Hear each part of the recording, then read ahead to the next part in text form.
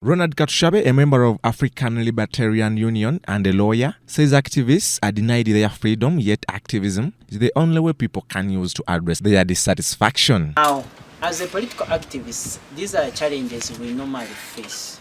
That there is one, disrespect of our rights that we have as activists. That when we even recognize the international also, let it be the political covenants that are set, provide for the rights of political activists, say right, freedom of movement, all that. But in it, we face challenges like arrests, torture. We face challenges of frame up of offenses, say criminal offenses. Being a lawyer, KATUSHABE says activism is provided for in the Constitution of Uganda, as he states. The legal perspective, I'd like to state that protects us, the activism, regardless that it has been infringed. Laws, if we are to look at Article 29 of the Constitution, mandates us with the authority to carry on any peaceful demonstration for a national cause, so long as you're disarmed and peaceful. Now, we look at other laws which have been established to make sure that this law is challenged.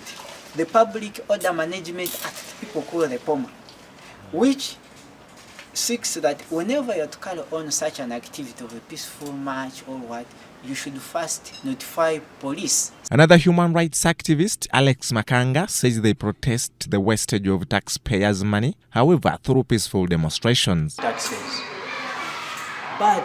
And they pay taxes willingly. In America or Bungereza, they tax each and everything, single thing of life, they tax it.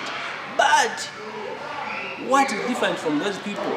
When you go to their hospitals, roads, and so on, services are there. You get medicine is there in hospitals. The challenge here we are having with the dictators like Mr. Museveni, they survive on comradeship. He further spots some of the incidents where the government has denied activists to address their concerns, giving an example of Dr. Kizza Besigye, who was arrested last week for taking to the streets to protest the escalating prices of commodities. A case in point is retired Dr. Kizza Besigye, who was put on house arrest when he declared a peaceful march, a protest against the skyrocketing prices of commodities in the country. The issue of seeing a relief in the livelihood of Ugandans should not be based on individuals, should not be based on political parties, should not be based on alliances and coalitions. It should be based on a cause, which cause must rally all Ugandans together and fight for their own liberation.